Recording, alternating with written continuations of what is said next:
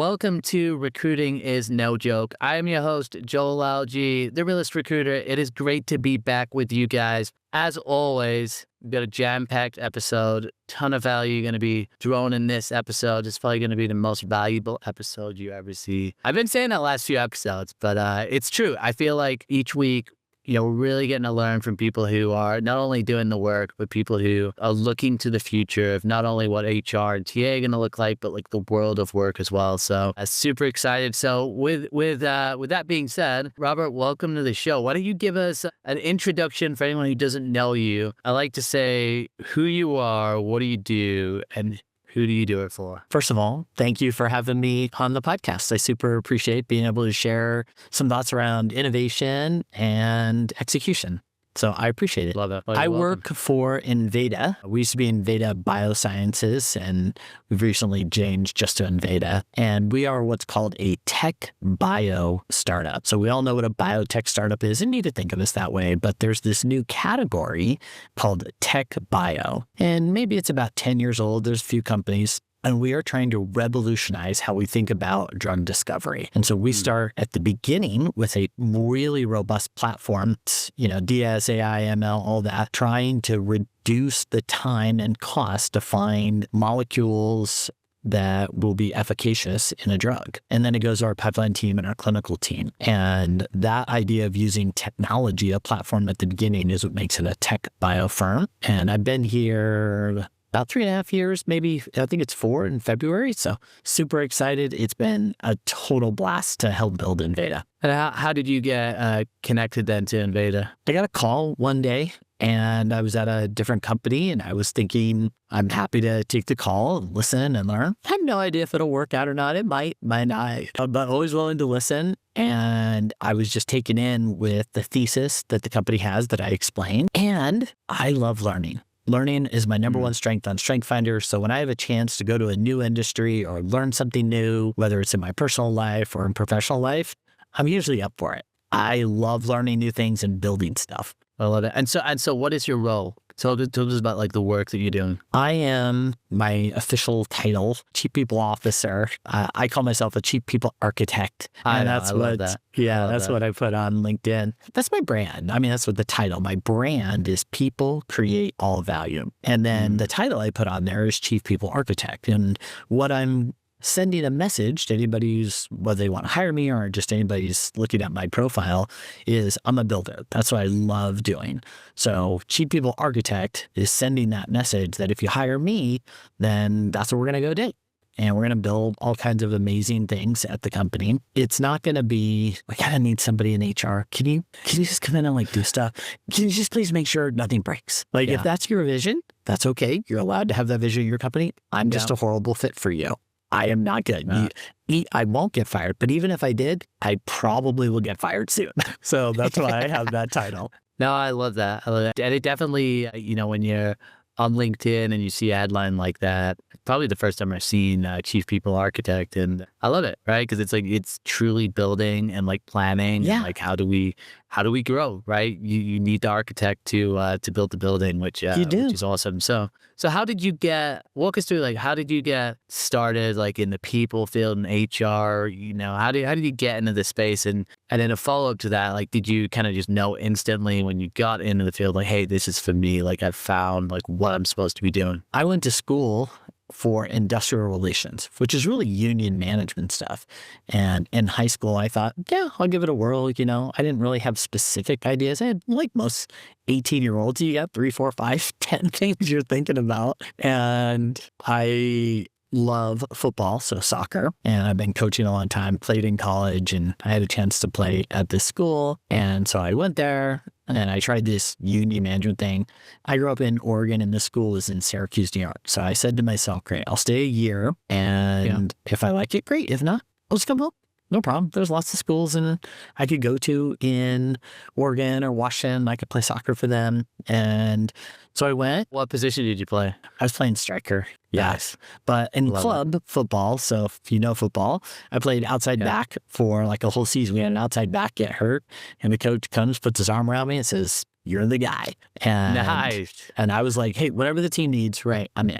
And, did I miss playing striker and scoring goals and having all that fun? Of course. But if you know, as an outside back, depending on the system you're in, you can get pretty high up in the box to score some goals. Like Jordi Alba. Modern day outside backs now are... Dude, look at Jordi Alba last weekend. He had a fantastic goal to tie the match there. So anyways, so Jordi Alba, Danny Silvas, all those guys are amazing. So Crystal Dunn for the women's team.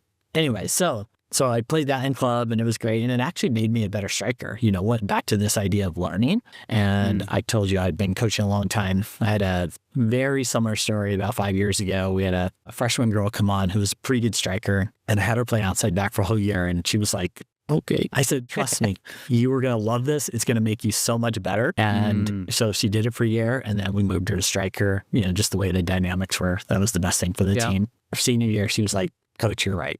And I had the same thing. Cool. So anyway, so I did that, played soccer, stayed a year at the school, did the union management stuff. Well, when I show up, they were like, yeah, you're enrolled in these HR courses. I'm like, what's that? I had no idea. And then, liked it. And so I just stayed with it. So I ended up liking the classes, both the union management stuff and the HR stuff. And there was another reason I wanted to go back sophomore year, Joel. And, she was pretty cute. We were in a bunch of classes together, and now we're at 32 years of marriage. So I think it's worked out. Congratulations. Amazing. You get started in HR. Like, walk us through, like, I'd be curious to know, like when you started and kind of like what that kind of development looked like. And I guess like when you got into like your kind of first HR roles, like what was your experience? And were you like, yes, this is definitely for me, was it just a point where like, this is going to be what I do? The school I went to was called Lemoyne College, and they have a very long relationship with General Electric. And so GE would come and recruit on campus and talk to the top students. And so I chatted with them and then went through the interview process and got an offer to join GE's program. They have a lot of development programs for various functions, finance, supply chain, manufacturing, engineering, all those. And so I joined their HR development program for kids coming out of school. And I did that for 2 years.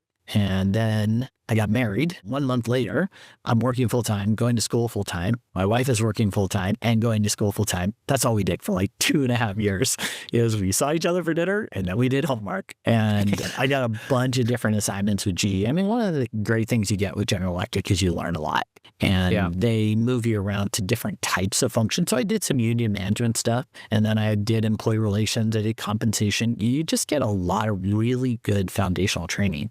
So I had all that good stuff from Lemoyne, which was the number 2 school in the nation at the time. They might still be today. I have no idea. And then I got on with GE, and they moved me around for different kind of jobs. I was then for 17 years. I was probably in, I don't know, I'd have to count, maybe 6 or 7 different industries, which was great because it's a great way to learn. One of the things you do with GE, though, is you move a lot. And we just did not want to put our kids to 2 or 3 elementary schools, a couple of high schools. And we like Salt Lake. That was one of our stopovers. So we just got off the GE train here and have been taking jobs in Salt Lake. And some of them aren't based here. Like the job I'm in now, I would just work from my basement here and then travel as necessary to our lab or any place else that I need to go. I know GE is just like really well known for, like you said, like the training and development. But yeah, having to move around a lot as well. That's definitely a commitment.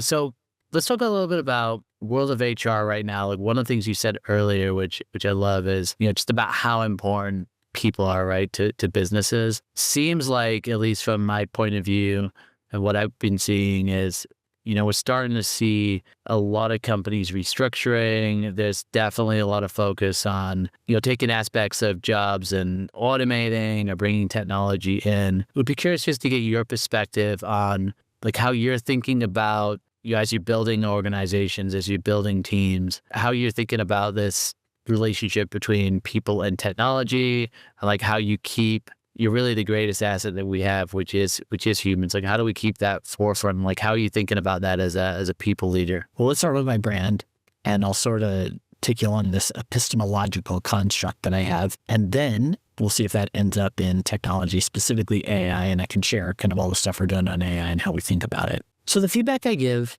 people, not just in HR, but including HR, is what's your brand? And Joel, you see this all the time. All the resumes, frankly, look all the same. They're not very different. Everybody follows the same format. And if I could lovingly, candidly say this with kindness, we have a phrase at Enveda called kind honesty. Almost all the resumes are super boring. They all look the same. They all say the same thing.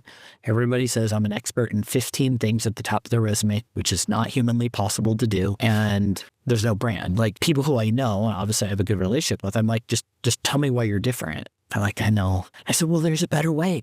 And so have a brand. That's a place to start. And then like my resume is totally different. I write a custom resume, not for every job, but just for myself. So I don't follow any templates because the thing is you have to tell a story. And if your resume is a biography, not a story, you're already in the wrong spot.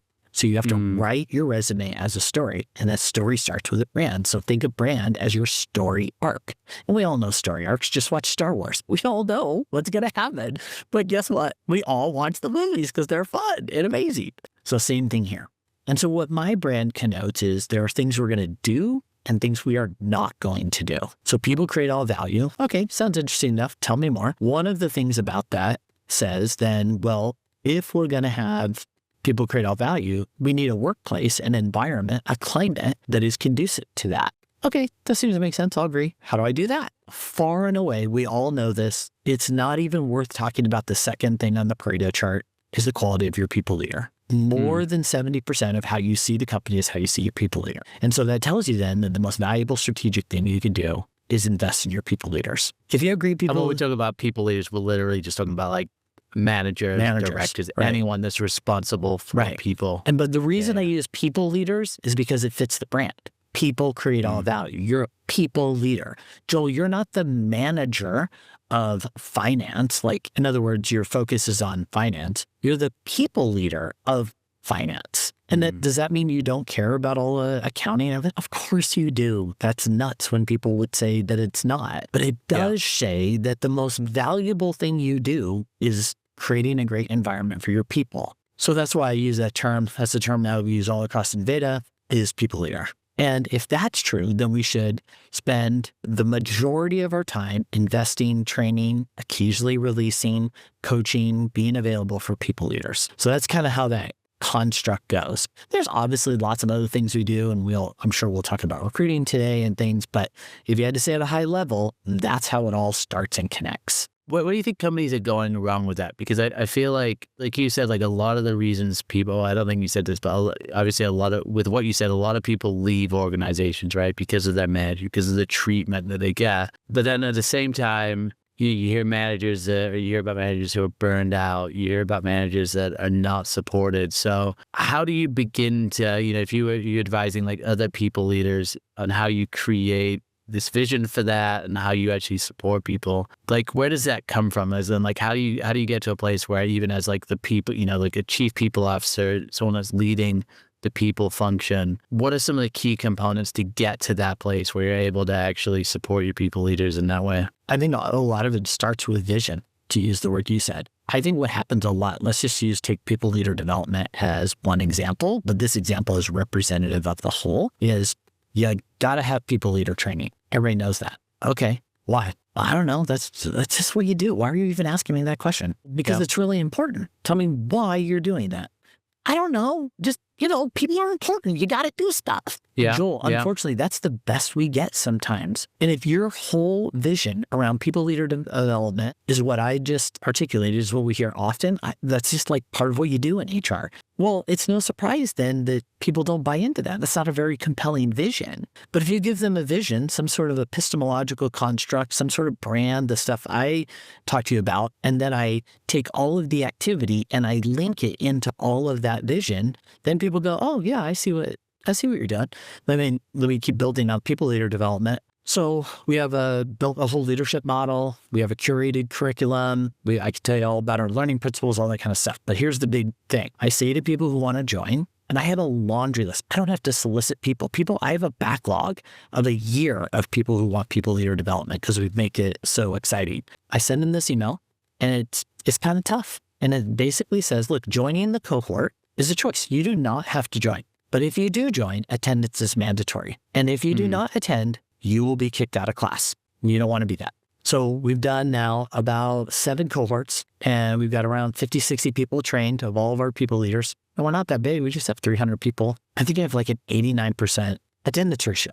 You're not going to make all 20 classes. Your kid throws up on you, you go on vacation. It's okay. Life happens. But if you miss 3 classes, you're out. I've had to kick out nobody. I had perfect attendance in the last cohort, and people are dying to get it. And that's because it connects to a vision. Part of what I also say is you have to get permission from your boss that says your boss is going to allow you to attend. Because what happens a lot of times is like, you know, if you work for me, I'm like, oh, sorry, Joel, I know you have training today, but I need you to do this thing for customer ABC.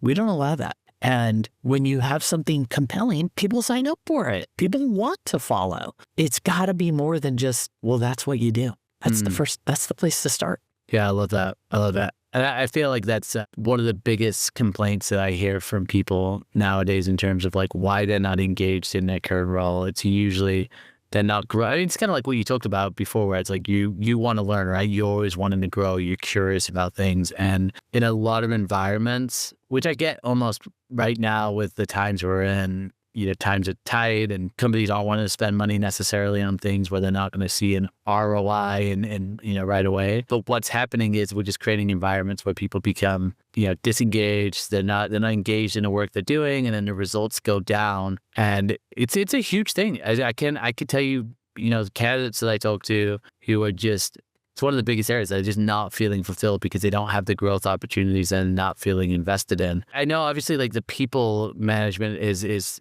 obviously massive, and like making sure people leaders are supported. How you walk me through some of the things you're thinking about with technology when it comes to growing the team, you know, whether that's with recruitment and the recruitment efforts, or even how you're thinking of integrating technology in the business to kind of free up people to do tasks. Like what are your thoughts with that? And what are you trying to do? What are you excited about? Let me go back just a minute, if you don't mind, on this development idea. I think in a similar way, companies need to articulate some sort of vision around learning. So I'll give you an example. At Enveda, we say it all counts. So again, Joel, you work for me. And you're like, hey, let's talk about career development. Oftentimes, the only thing a manager has to talk about is, well, I don't know, Joel, we gave you 2.5678% last year. I think we can get you up to 2.6% this year. Whoa.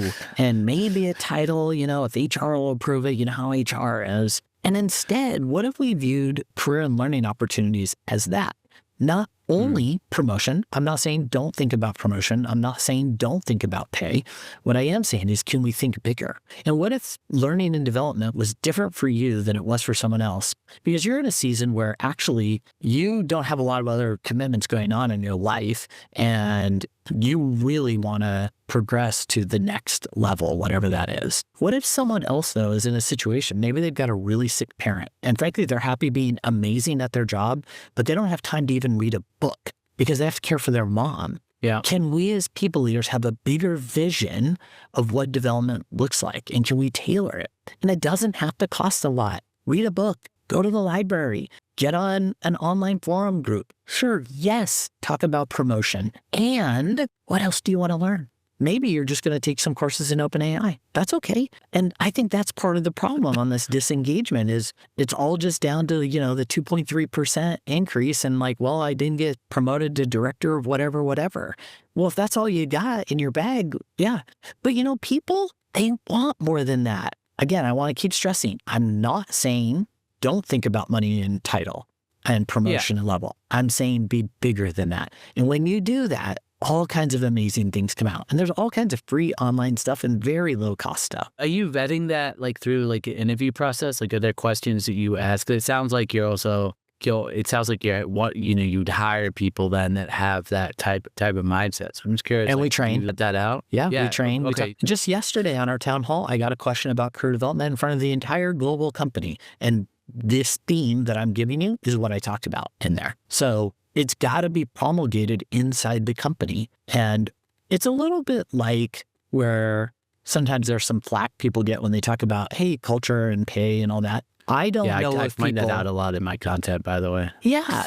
What we're not saying is that, whoa, we have an amazing culture so we can pay you less. Nobody's saying that. And if you are saying that, you should stop doing that. What you should say is pay people well and have an amazing culture. And what I'm saying is care about promotion and find other things. And there's lots of things to choose from. Well, it's interesting too. There was an article, I think LinkedIn posted it last week. Guys, maybe it was earlier this week. And there was a study that went out that showed, I think it was like 70% of people feel like underutilized at work. That's where my mind goes to when I hear what you're talking about, because it's like, okay, if you're feeling underutilized, there is that aspect of, hey, manager, people leader, what else can I do to, be more utilized? But then there's also just this element where it's like, that's why learning and challenging yourself with something matters. And I don't know whether that's like, are we putting too much of a dependence of what we're looking to get out of a job versus looking like, okay, at our lives, like, hey, if I'm feeling underutilized at work because maybe I've done my job for 5 years and I know how to do it. Yeah, maybe I do need to look for that promotion to be able to grow.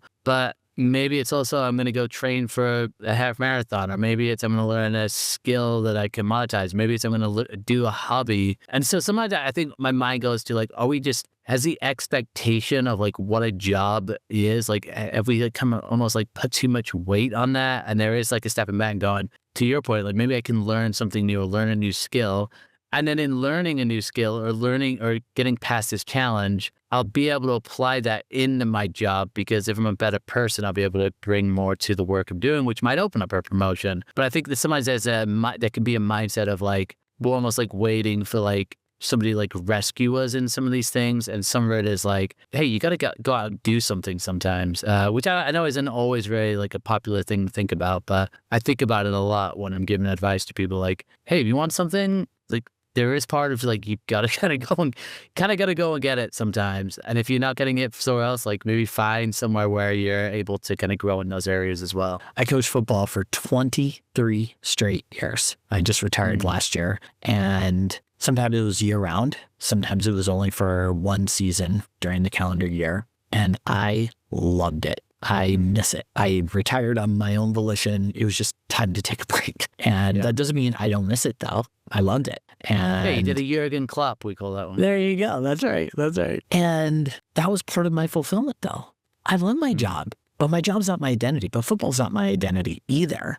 But part of the reason I like my job, and this is your point, Joel, is because I had this outside thing and the company allowed me to do it. And so the agreement I always had with wherever I worked on this is, I'm going to coach football and I will get all my work done. If that means I have to be up till midnight, great. I'm up till midnight. That's my choice. If I want to get up before 4 a.m., then I get up before 4 a.m. So I'll get all my work done, and I need you to let me go coach football and trust me. And that trust and being able to coach football, Joel, I cannot put a price on that because I love coaching football. And so that is exactly an example of what you're saying. It made me actually like my job more because they let me do that. And it was so much fun. And I don't know, maybe I'll go back someday. But part of what I also liked in football is I'm always learning.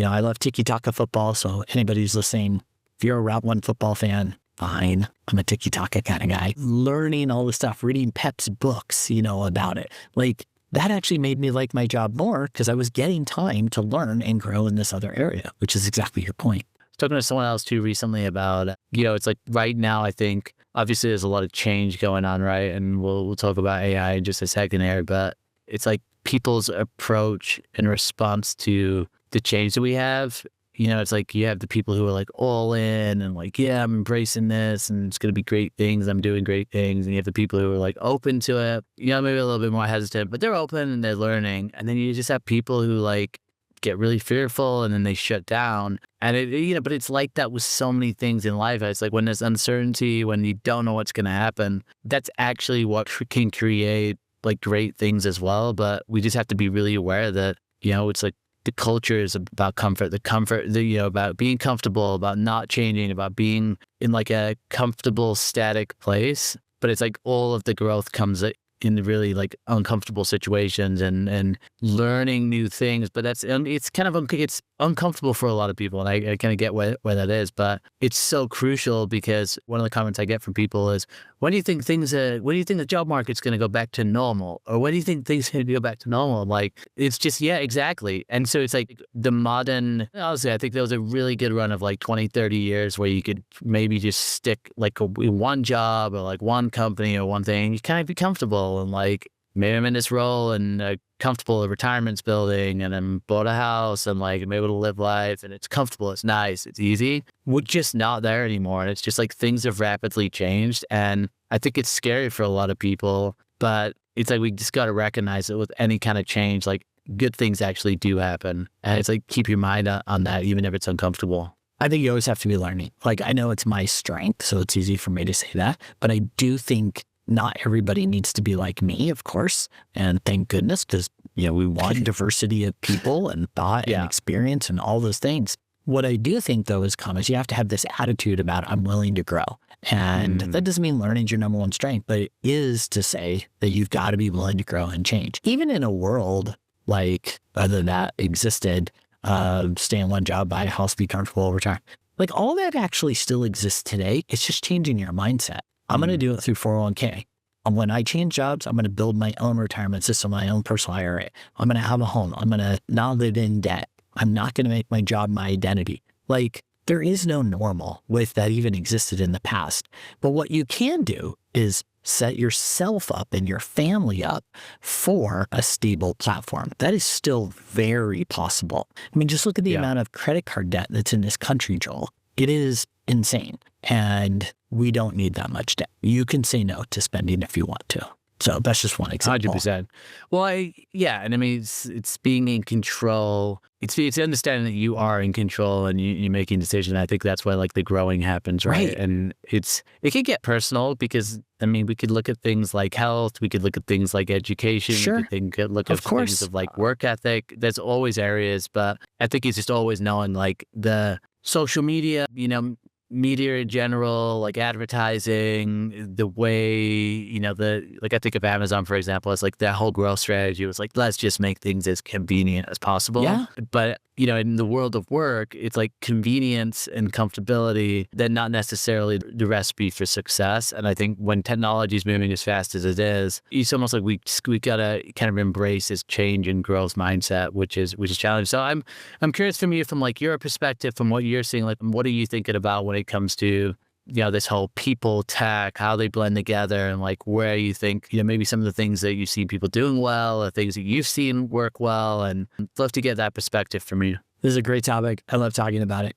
Can I start with a fun story? Yeah, you can go for it. Let's go. All right, let's do a fun story. I'm a fan of conjoint analysis. So I won't explain it all here on the podcast. If you don't know what it is, go look it up. It's super cool though. Okay. Well, chat GPT it. You can totally do that.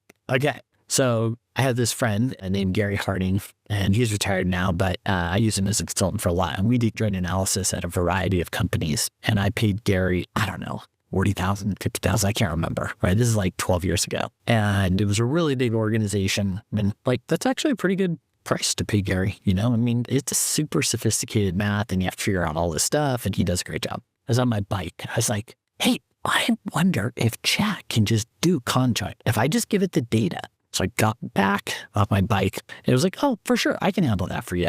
And so I told my wife about it at dinner and she's like, here's her first thing she says to me, you're going to love them. She goes, oh, so you're just going to fire Gary and put more people out on the street? That's what you're going to do? I was like, oh my God, honey, no. I said, but that's literally what that's people why I'm think telling you this story, because that's what people say, right? Here's my wife who lives with me and knows how I think about all this stuff, and that's her first thing. So you're totally right. So I said, no, honey, think about it this way. Instead of Gary having one customer who pays him $50,000 because it's so much work, Gary can now have 10 customers that pay 5. And there's very few people like me, especially back then, who were doing conjoint analysis and even thinking about it. And then the idea of spending $50,000, nobody would have supported that, right? It's just like, you're a wacko. Yeah. So now, conjoint, we've made it more accessible to people. And Gary can do the same amount of work. He's just now going to do it for 10 customers at 5,000 because he has ChatGPT that does it. So that's the way I think about it. That story illustrates my thesis, which is AI is going to help us do more. Will there be disruption? Joel, you're 100% right. There will be disruption. We don't have a lot of travel agents anymore. We don't. Not a lot of newspapers anymore. Not a lot of horse and buggy anymore. And I could just go on and on and on with all the changes. I'm old enough to remember there used to be a job called a typist. The job doesn't exist anymore. And so AI is going to have that same thing. And it's going to usher in a whole bunch of jobs that even 1 year from now, are going to exist that you and I don't even know what it is. And it's going to lift productivity. That's what creates a lot of fear, right? And I think it's not necessarily fear. I think some people are fearful, but it's more the uncertainty. Sure. But then it's like, if we just all understand that it's not like there's just like one or like a group of people who are like, yes, I know what all of these jobs are going to be. If we like literally just all get to the point of, hey, we don't actually know what those jobs are going to be. I think it helps because I think maybe people think that like there are just like some people who know what those jobs are going to be and are like gatekeeping it. But it's like, no, there's going to be new job creation, but we're still at that point where we're like, okay, we're not really sure what those jobs are, which then makes, I think if you're workforce planning, if you're in organizations and looking at how is AI going to restructure our organization and how we're going to build, it's hard because you don't actually know. It's an uncomfortable time period because of that. But, if you actually step back and go, okay, well, it's not like anybody has like the answer with that. And that's okay. It's then taking a look at your own individual. Like, I guess if you're coaching somebody, maybe not even on your team, but they're, a friend that's just like, hey, I've just heard, potentially there's going to be a restructuring of my organization. I think I'm at risk. Like, how would you coach people to be thinking about like their own jobs and like where and how they need to be maybe upskilling or reskilling or thinking like, hey, do I need to look for something else? Like, what are some of the things that you'd have people look at to think about? The first thing you have to do is embrace growth and change. Trying to resist it is you're just going to get left behind. And that is not a good recipe. So let me give you a story. I had a friend who, this is probably maybe just 3 months ago. And she had a daughter who graduated from college just 34 months ago in content and communication and writing. You hear that today and you're like, dude, that person's never getting a job because ChatGPT. But I didn't take that view. You're cooked. You're cooked. But I didn't take that view. I said, you know what she needs to do? She needs to get really good at writing prompts. And there's all kinds of online classes and all the way to do it. Content writing and branding and all that kind of stuff is not disappearing. It's changing. And if you want to just say, I'm going to do it the way I've always done it, okay, but then you can't complain. If, though, you want to say, how do I adapt and be part of the change, like, she can get a job. Now, she has to think differently than she did 4 years ago, and that's okay. Then go get those skills. There's still a place for it. And I think that story is illustrative of all of us. Let me tell you also how we think about AI at Enveda. So I believe you have to have a thesis. And so what I see a lot of people doing, Joel, is a little bit like the people leader development. Go build a chatbot. And it's like, why? Well, that's what everybody's doing. You have to do people leader development, but why? And so there's no compelling thesis. And so we have our thesis at Enveda in HR. We only build tools that reduce activation energy. That's it. And you don't have to. What do you mean by activation energy? Yeah, I'll give you a story. Yeah. People don't have to have the same thesis I do, but you do have to have a thesis to know why you're building something and why is it valuable. So in the world of HR, activation energy is a big problem. So let's use some examples. You do recruiting. Joel, have you ever had a situation where somebody did an interview and they did not submit their feedback? I mean, well, every day, right? Yes. Every day. Joel, have you ever had a situation where they're like, Joel, can you be a recruiter for us? We want to hire you. And you're like, yeah, send me over kind of, what are you thinking? 4 days later. Hey, just following up. 3 days later. It happens all the time. Yeah. Is it because they're bad people? No. It's because the activation energy is so high. It's like, oh my gosh, I got 1,000 things I got to do. And now Joel wants me to do this. I know it's the right thing, but I'm just not going to do it. Same thing with interview feedback. Same thing with onboarding, right? So think of all these places in the HR world where there's high activation energy. And if we can build AI tools that make your job way simpler, that's what we do. So I love that. Give you one example. When we started, we believe hiring's like manufacturing. We could have a whole podcast on kind of my theory on how we should think about hiring and how we structure it at Enveda. And when we started out and we put all this stuff in, it took 7 days to launch a job. And some of that was just because it was brand new, but that's what it was taking. And you're like, oh my gosh, because we got better at the process, right? Just better at like dribbling the soccer ball. You get better when you dribble. We got it down to 3 days. Now it's 3 minutes. So we took AI and we said all of that work that we expect you as a hiring manager to do, because we believe hiring's like manufacturing, more work you do upstream, better you do downstream. We produce it all in Slack. We send it to you, and all you have to do as the hiring manager is just review it, make a couple comments, couple changes, hit send, done, job launched. Reduce activation energy. So we do that all through the hiring process. We do it all through onboarding. And even on our team who knows all this stuff, I had them come to me and they were like, hey, we're going to build this chat bot to answer questions. I'm like, from who? Employees. Like, why? Because then, we don't have to answer the questions. Like, how many questions do we get a week? One. Okay, we're not building that. My point is not that they're bad people. My point is we have amazing HR people. Our HR team at Enveda is like A+, but we get swept up in the mania. And so we just do what everybody else is doing. And my encouragement to everybody is don't do that. Have a thesis and only build against a thesis and have the courage to say no. It's a huge danger that we have. It's a shiny object syndrome. It is. The truth is, no matter what technology you adopt today, in 6 months is going to be something else. Yeah. So you're much better to look at what are the problems, where are we spending time. If you're in recruitment, it's like looking at, okay, what's our process? Where can we save the time? Where do we have this information? I love the activation energy though, because I'm thinking about even in my own life, like there's so many things where I go to do something, I'm like, man, this seems really overwhelming.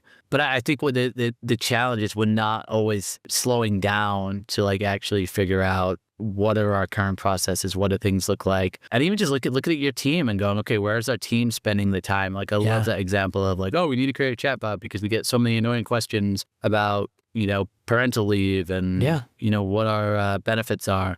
I don't want to answer those, and then actually just look at, well, how many of those do we field? 2 a week. Right. It's not even worth it. But we put all that info on the wiki, and the answer isn't always technology, right? No. Like we put all that info on the wiki. We tell people they know where to go now in the organization. That's why we don't get a lot of questions. We empower our people leaders. We made it available, and then let's use technology where it really can help. Like that's the way to think about this stuff. I love that. Well, look, I know we're almost at the end of the show here, so I want to give people an opportunity to connect with you. Where's the best place that people can connect with you, find out what you're up to? Where's the best place to connect? LinkedIn is the only place. So one of the things back to identity and all that, I have no social media. I've never had a social media account other than LinkedIn. I don't count that because that's like a business thing. We don't watch the news.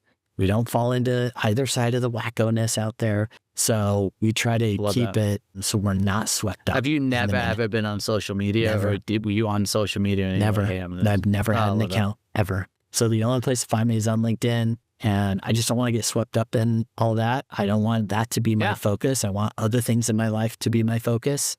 And so we just don't sort of participate in all that stuff. Yeah. So it's funny. I was off social media for, it must have been like 4 or 5 years. And it's because I listened to a TED talk that someone did. Yeah. And they explained to me that social media was just a business and it was just all entertainment. Yep. And I was like, you can ask my wife, like I was like a police officer. I'd be like, are you on Instagram? I'm like, that's a waste of time. I was like one of those people, it was like, you're on something and it's just annoying to everybody. It can kind of be like that sometimes when people like stop drinking and it's like they got to tell you everybody else stop drinking. Yeah. Like, oh, did you know drinking's like really bad? Yeah. You just like, leave me alone.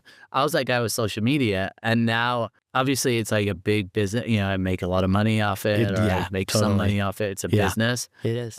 But I would say like if my biggest challenge is like not turning into the product of like what I'm trying to sell, like it's so easy to doom scroll. It is. And it's like, it is. If you can operate with not being on social media, I think we don't follow the news. We don't have any news feeds. We don't watch TV. None of it. Yeah. That's why you're so positive. It's awesome. Yeah. Well, I love it. Well, guys, what I would say is if you want to connect with Robert, go to LinkedIn.